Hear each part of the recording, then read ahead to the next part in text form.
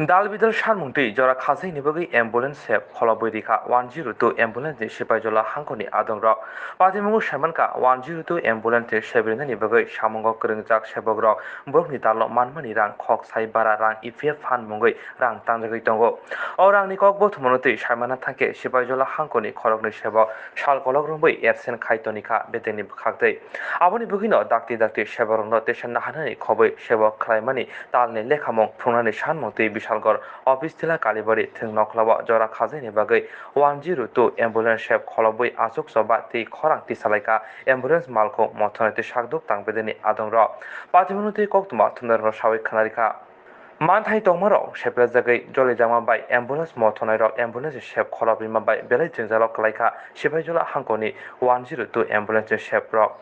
যে 102 ambulance service আছে ত্রিপুরার মধ্যে এটার সবাই আমরা একসাথে হয়ে সেটা অনির্দিষ্টকালের লিগে স্ট্রাইক ডাক দিছি। স্ট্রাইক ডাক দেওয়ার কারণ হলো আমরা বিগত 1.5 বছর ধরে এটার মধ্যে কাজ করতেছি এবং এই যে কোভিড সিচুয়েশনে যে করোনা মহামারী গেছে ওই সময় আমরা নিজের জান বাজি রেখে সেটা এটার মধ্যে কাজ করছি।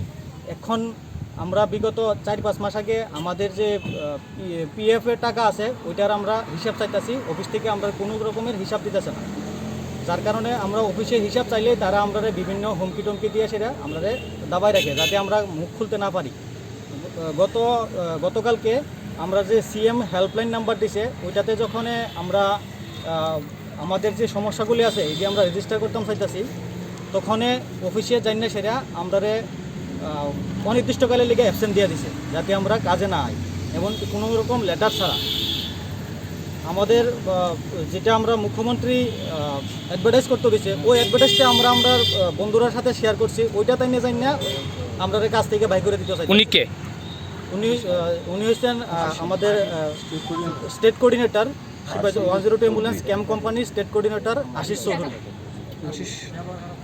আর তাই নিয়ে মানে যেরকমভাবে ব্যবহার খারাপ করে এটা তো সবার সাথে বিভিন্নভাবে কথা কয়, একদম পুরো হুমকির মতো, যেটা ইংরেজরাও ওই রকমভাবে করতো না। তাই আপনার এই ছবিগুলি শেয়ার না করার কি কারণ থাকতে পারে, না করতেছে কি লিগা আপনার কি মনে হয়? ওইটা তারা জানে, হয়তোবা তারা আমরা টাকা নিয়ে কী করবো না করবো আমরা জানি না। এটা কী কারণে আমরা এইভাবে দাবাইতেছে যে আমরা কমপ্লেন না করি এটা শুধু তারাই জানে। আপনারা বেতন কি ঠিকভাবে দেয়? আমরা যখন ইন্টারভিউ ছিল তখন কথা হয়েছিল প্রত্যেক মাসে 10 তারিখের মধ্যে বেতন দিব, কিন্তু এখন 18 তারিখ 16 তারিখ এক সপ্তাহ পর মানে 18 তারিখ 16 তারিখ নিয়ে এসে আমরা বেতন দিই।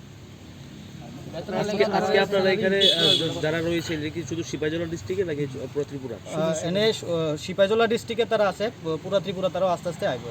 কতক্ষণ আপনাদের এই আন্দোলন চলবে? যতক্ষণ অবধি আমরা যে দাবি আছে, আমরা যে আমাদের যারা আমরা গতকালকে অ্যাবসেন্ট দিয়ে দিছে অনির্দিষ্টকালের লেগে। কয়জনকে অ্যাবসেন্ট দিয়েছে? 2জনকে দিছে, আমাকে দিছে আর আমরা একজন ড্রাইভারকে দিছে। তো ওইগুলা যতক্ষণ অবধি আমরা না মানা হইব আমরা অনির্দিষ্টকালের লেগে এখানে স্ট্রাইক ডাকছি। অ্যাবসেন্টটা কেন দিয়েছে?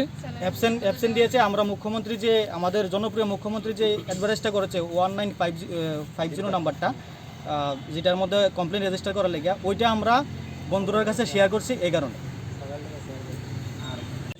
কারণ হয়েছে আমরা যখন 2020-2021 যে করোনা মহামারীর মধ্যে আমি একবার বিশ্রামগঞ্জে এই কোভিড পেশেন্ট নিয়ে বেহুশ হয়েছিলাম। তারপরে আমি তানেরে ফোন করছি যে আমরা যে হেলথ যে ওরা কাটে এবং পিএফ কাটে ওই কাগজটা দেওয়ার লাগে, তখন তাইনে আমরা 3 মাস টাইম দিয়েছিল। 3 মাস পরে আমি যখন আবার পুনরায় তাইনেরে এই ফোন করছি যে স্যার আমরা তো এই মনে অ্যাক্সিডেন্ট হইতেই পারে যেহেতু করোনা মহামারীর মধ্যে যে লড়াই করতেছি, তখন তাইনে আপনার লোকে কোয়েশ্চেন করছে হাউ আর ইউ, মানে তুমি কে, তুমি কি লিডার? তখন আমরা বলছি যে না স্যার আমরা লিডার না, আমরা পাও না যেটা আমরা থেকে 1,500 টাকা করে প্রতি মাসে স্যালারি কাটতেছেন ওইটা আমরা দেন, যেটা আমরা প্রতিশ্রুতি দিয়েছিলেন। তারপরে আমরা যেই একটা অ্যাডভার্টাইজমেন্ট দিছে আমাদের মাননীয় মুখ্যমন্ত্রী, যেটা আমরা জনসাধারণের ভালো লাগিয়া, ওইটার মধ্যে যখন আমরা কমপ্লেন রেজিস্টার করতে চাইছি, প্রথমত মনীষরে অ্যাবসেন্ট দেওয়া হয়েছে। যখন কালকে পাশাপাশি আমি যখন আবার এটার মধ্যে কথা কইছি আমারও অ্যাবসেন্ট দিছে এবং আমরা কোনো রকম কোনো লেটার ছাড়া আর আমরা যখনই আমরা দাবিটা তারা থেকে চাই তখন তারা যা ইচ্ছা তাই ব্যবহার করে। যে আমরা যে একটা গণতন্ত্র আছি, বিপ্লবের নেতৃত্বে যে গণতন্ত্র দেশটার আছি, কিন্তু 102-র মধ্যে আমরা চাকরি করে মনে হয় যে 102 যেমন ইংরেজ চালাইতেছে, সেম ক্যাটাগরি সেমভাবে তারা ব্যবহার করে। আমরা কোনো মনের কথা শেয়ার করার মতো তার কাছে নাই। এখন আপনারা কি চাইছেন? এখন আমরা চাইছি, যেহেতু আমরা কাজ করছি, আমরা পিএফের টাকা যেটা আমরা কাটতে রাখতেছে, ন্যায্য পাওনাটা এটা আমরা দেওয়া হোক। এরপরে 1 বছর পরে আমরা বেতন বাড়ানোর কথা, যেই তারা যে প্রতিশ্রুতিটা আমরা দিয়েছিল ওইটা পূর্ণ করুক। আর যতদিন পূর্ণ না করব ততদিন আমরা এই চাক্কা জাম থাকবো। আজকে যে আমরা 102 টাকা জাম করছি ওটার কারণ হচ্ছে যে আমাদের একজন স্টাফ, নম্বরের স্টাফ একজন, তাই নিয়ে মুখ্যমন্ত্রী যে হেল্পলাইন নাম্বারটা দিছে ওই নাম্বারটা আমরা গ্রুপের মধ্যে শেয়ার করছে, যার কারণে দেখছে আমরা উপরে তারা, আমরা অথরিটি যারা আছে তারা দেখে সেটা দিছে কেড়ে, এই কারণে তারা অ্যাকশন দিয়ে রাখছে। অ্যাকশন দেওয়ার কারণে এখন অনেকেরই হুমকি দিছে এ কথা কয়ে যে তোমরা যদি কাজ করতে ভালো যদি না লাগে তাহলে তোমরা চাকরি ছেড়ে দাও, এ কথা কয়ে সে আমরা হুমকিও দিচ্ছে। তাই নিয়ে কিছু কোনোই যায় না। ওনার নাম কি? ওনার নাম হয়েছে গিয়া আশিস চৌধুরী। উনি কে?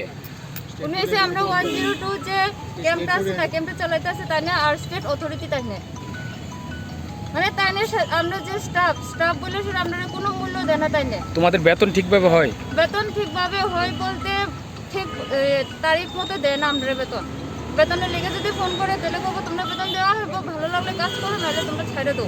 মানে আপনারা এম্বুলেন্সের বিভিন্ন সুযোগ সুবিধা থেকে বঞ্চিত। হ্যাঁ, যে আমরা যে বেতন আমরা এক্ষণে যে গভর্নমেন্ট, ইন্ডিয়া গভর্নমেন্ট যে চালু করছে 8 ঘন্টার ডিউটি, 8 ঘন্টার বেশি যদি কোনো কাজ করানো হয় তাহলে ডাবল স্যালারি দিতে লাগে, কিন্তু আমরা 12 ঘন্টা ডিউটি করি।